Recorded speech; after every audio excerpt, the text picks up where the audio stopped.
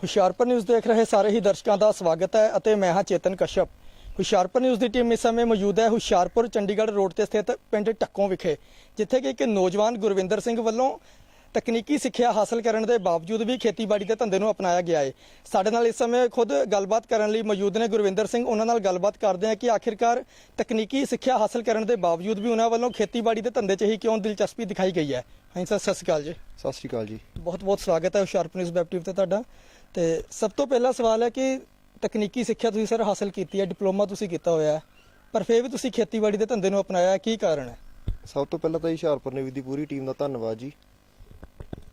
Sir, ਇਹਦੇ ਵਿੱਚ ਅੱਜ ਕੱਲ ਜਿੰਨੀ ਮਰਜ਼ੀ ਪੜ੍ਹਾਈ ਕਰ ਲਓ, ਸਰਕਾਰੀ ਨੌਕਰੀ ਜਾਂ ਕੋਈ ਹੋਰ ਕਿਸੇ ਵੀ ਤਰ੍ਹਾਂ ਦੀ ਨੌਕਰੀ ਦਾ ਕੋਈ ਵੀ ਸਕੋਪ ਨਹੀਂ ਰਿਹਾ ਜੀ।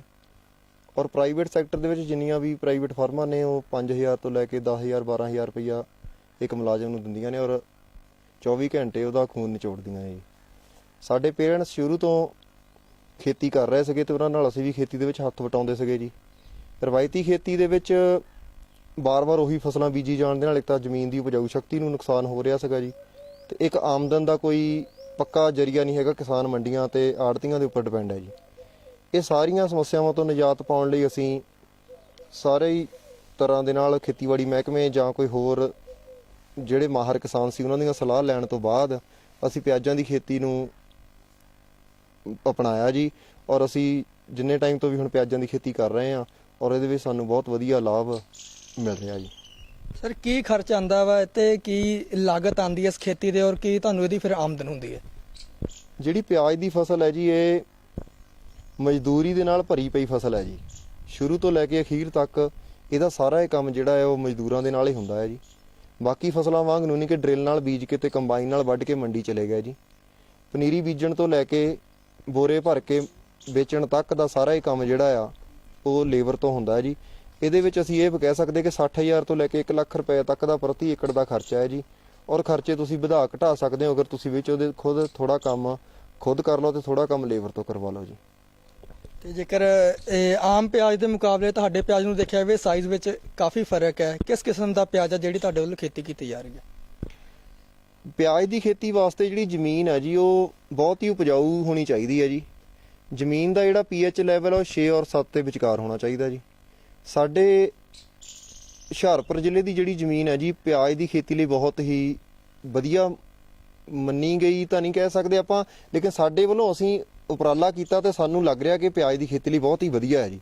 ਕਿਉਂਕਿ ਹੋਰ ਕਿਸਾਨ ਨਹੀਂ ਕਰ ਰਹੇ ਇਸ ਵਾਰ, ਲੇਕਿਨ ਅਸੀਂ ਕਰ ਰਹੇ ਹਾਂ ਤਾਂ ਸਾਡੀ ਫਸਲ ਹੋਰ ਏਰੀਏ ਦੇ ਮੁਤਾਬਕ ਹੋਰ ਵੀ ਮੈਂ ਕਾਫੀ ਜ਼ਿਲ੍ਹਿਆਂ ਦੇ ਵਿੱਚ ਹੋਰ ਸਟੇਟਾਂ ਦੇ ਵਿੱਚ ਰਾਜਸਥਾਨ ਯੂਪੀ ਵਗੈਰਾ ਸਾਰੇ ਇਸ ਖੇਤੀ ਦੇ ਤਜਰਬੇ ਵਾਸਤੇ ਘੁੰਮੇ ਆ ਤੇ ਉੱਥੇ ਦੇ ਮੁਕਾਬਲੇ ਸਾਡੇ ਏਰੀਏ ਦੀ ਜਿਹੜੀ ਮਿੱਟੀ ਹੈ ਜੀ ਬਹੁਤ ਹੀ ਵਧੀਆ ਤੇ ਅਸੀਂ ਇੱਕ ਲਾਲ ਪਿਆਜ਼ ਦੀ ਕਿਸਮ ਹੈ ਜੀ ਜਿਹਦੀ ਆਪਾਂ ਖੇਤੀ ਕਰਦੇ ਹਾਂ ਜੀ।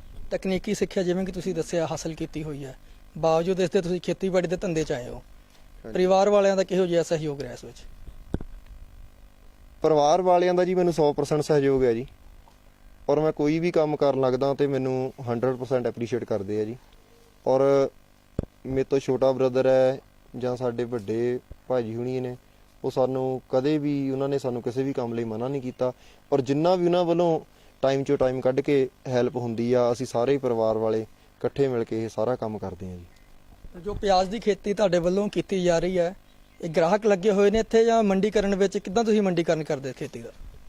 ਮੰਡੀਕਰਨ ਦੀ ਸਮੱਸਿਆ ਸ਼ੁਰੂ 'ਚ ਸਾਨੂੰ ਫੇਸ ਆਈ ਹੈ ਜੀ, ਲੇਕਿਨ ਹੁਣ ਸਾਡੇ ਕੋਲ ਗ੍ਰਾਹਕ ਜਿਹੜੇ ਆ ਉਹ ਖੁਦ ਚੱਲ ਕੇ ਆਉਂਦੇ ਆ ਤੇ ਤਕਰੀਬਨ ਮੇਰੇ ਕੋਲ 2-2.5 ਮਹੀਨੇ ਤੋਂ ਐਡਵਾਂਸ 'ਚ ਬੁਕਿੰਗ ਵੀ ਹੋ ਰਹੀ ਆ ਪਿਆਜ਼ ਦੀ, ਜਿਹਦੇ ਵਿੱਚ ਬਲਾਚੌਰ, ਨਵਾਂ ਸ਼ਹਿਰ, ਲੁਧਿਆਣਾ, ਫਗਵਾੜਾ, ਹੁਸ਼ਿਆਰਪੁਰ ਤੱਕ ਦੇ ਗਾਹਕ ਨੇ ਜੀ। ਔਰ ਸਾਡੀ ਲੋਕਲ ਤਹਿਸੀਲ ਦੇ ਤਾਂ ਸਾਰੇ ਹੀ ਕਸਟਮਰ ਨੇ, ਤਕਰੀਬਨ ਨੇੜੇ ਤੇੜੇ ਦੇ ਪਿੰਡਾਂ ਦੇ ਬਹੁਤ ਹੀ ਗ੍ਰਾਹਕ ਘਰੋਂ ਹੀ ਆ ਕੇ ਪਿਆਜ਼ ਲੈ ਜਾਂਦੇ ਜੀ।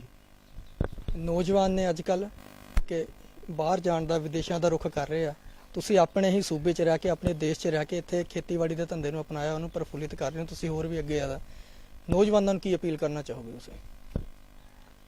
ਦੇਖੋ ਜੀ, ਮੇਨ ਸਮੱਸਿਆ ਤਾਂ ਪੈਸਾ ਕਮਾਉਣ ਦੀ ਹੈ ਜੀ। ਅਗਰ ਸਾਨੂੰ ਆਪਣੇ ਸੂਬੇ ਦੇ ਵਿੱਚ ਰਹਿ ਕੇ, ਆਪਣੇ ਜ਼ਿਲ੍ਹੇ ਦੇ ਵਿੱਚ ਰਹਿ ਕੇ ਜਾਂ ਆਪਣੇ ਘਰ ਵਿੱਚ ਰਹਿ ਕੇ ਅਸੀਂ ਆਪਣੀਆਂ ਜ਼ਰੂਰਤਾਂ ਪੂਰੀਆਂ ਕਰਨ ਜੋਗਾ ਪੈਸਾ ਕਮਾ ਸਕਦੇ ਹਾਂ ਤਾਂ ਸਾਨੂੰ ਵਿਦੇਸ਼ 'ਚ ਜਾਣ ਦੀ ਜ਼ਰੂਰਤ ਨਹੀਂ ਹੈਗੀ। ਅਗਰ ਤੁਹਾਨੂੰ ਇੱਥੇ ਕੋਸ਼ਿਸ਼ ਕਰਨੀ ਚਾਹੀਦੀ ਆ, ਕੋਸ਼ਿਸ਼ ਕਰਨ ਦੇ ਨਾਲ ਇਦਾਂ ਹੁੰਦੀ ਆ ਕਿ ਮਿਹਨਤ ਕਰੋ ਤੇ ਕਦੇ ਵੀ ਕਿਸੇ ਬੰਦੇ ਦੀ ਮਿਹਨਤ ਕਰਦੇ ਦੀ ਹਾਰ ਨਹੀਂ ਹੋਈ। ਅਗਰ ਨਹੀਂ ਤੁਹਾਡਾ ਕਿਤੇ ਹੱਥ ਪੱਲਾ ਪੈਂਦਾ, ਨਹੀਂ ਤੁਸੀਂ ਕਿਸੇ ਕੰਮ 'ਚ ਸਫਲ ਹੋਏ, ਤਾਂ ਫਿਰ ਭਾਵੇਂ ਤੁਸੀਂ ਬਾਹਰ ਚਲੇ ਜਾਓ, ਲੇਕਿਨ ਕੋਸ਼ਿਸ਼ ਜ਼ਰੂਰ ਕਰੋ।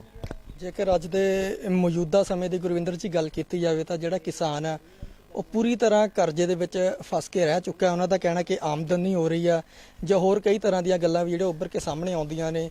ਤਾਂ ਅਖਬਾਰਾਂ ਦੀ ਜੇਕਰ ਗੱਲ ਕੀਤੀ ਜਾਵੇ ਤਾਂ ਅਖਬਾਰਾਂ ਦੀਆਂ ਸੁਰਖੀਆਂ ਹੈਡਲਾਈਨਸ ਬਣੀਆਂ ਹੁੰਦੀਆਂ ਨੇ ਕਿ ਕਿਸਾਨਾਂ ਵੱਲੋਂ ਖੁਦਕੁਸ਼ੀ ਕੀਤੀ ਜਾ ਰਹੀ ਹੈ।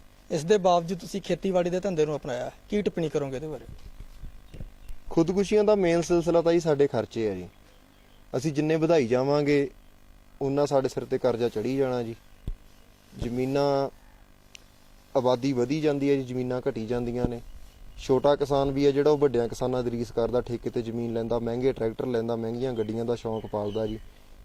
ਉਹਦੇ ਵਿੱਚ ਕਮਾਈ ਦੇ ਸਾਧਨ ਉਹੀ ਨੇ ਜੀ। ਖਰਚਾ ਵੱਧ ਚੁੱਕਿਆ। ਸਰਕਾਰ ਫਸਲਾਂ ਦੇ ਸਮਰਥਨ ਮੁੱਲ ਸੀਮਿਤ ਦੇ ਰਹੀ ਹੈ ਜੀ, ਤੇ ਇਹਦੇ ਵਿੱਚ ਸਾਡੀਆਂ ਜਿਹੜੀ ਲਾਗਤ ਹੈ ਉਹ ਸਾਡੀ ਆਮਦਨ ਤੋਂ ਵੀ ਵੱਧ ਜਾਂਦੀ ਹੈ ਕਿਸੇ ਵਕਤ। ਤੇ ਲੇਕਿਨ ਅਸੀਂ ਫਿਰ ਵੀ ਉਹ ਮੰਨਦੇ ਨਹੀਂ, ਬਦਲ ਕੇ ਖੇਤੀ ਕਰਨ ਦੀ ਸੋਚਦੇ ਨਹੀਂ। ਲੇਕਿਨ ਅਗਰ ਕੀਤੀ ਜਾਵੇ ਤਾਂ ਬਹੁਤ ਹੀ ਵਧੀਆ ਹੈ ਜੀ। ਤਾਂ ਇਹ ਸਨ ਨੌਜਵਾਨ ਕਿਸਾਨ ਗੁਰਵਿੰਦਰ ਸਿੰਘ, ਜਿਨ੍ਹਾਂ ਨੇ ਹੋਰਨਾਂ ਨੌਜਵਾਨਾਂ ਨੂੰ ਵੀ ਅਪੀਲ ਕੀਤੀ ਹੈ ਕਿ ਉਹ ਆਪਣੇ ਦੇਸ਼ ਵਿੱਚ, ਆਪਣੇ ਸੂਬੇ, ਆਪਣੇ ਘਰਾਂ 'ਚ ਹੀ ਰਹਿ ਕੇ ਕੋਈ ਨਾ ਕੋਈ ਕਿੱਤਾ ਅਪਣਾ ਕੇ ਵਧੀਆ ਮੁਨਾਫਾ ਕਮਾ ਸਕਦੇ ਨੇ। ਕੈਮਰਾ ਪਰਸਨ ਜੱਸੀ ਕੁਮਾਰ ਦੇ ਨਾਲ ਚੇਤਨ ਕਸ਼ਪ, ਹੁਸ਼ਿਆਰਪੁਰ ਨਿਊਜ਼।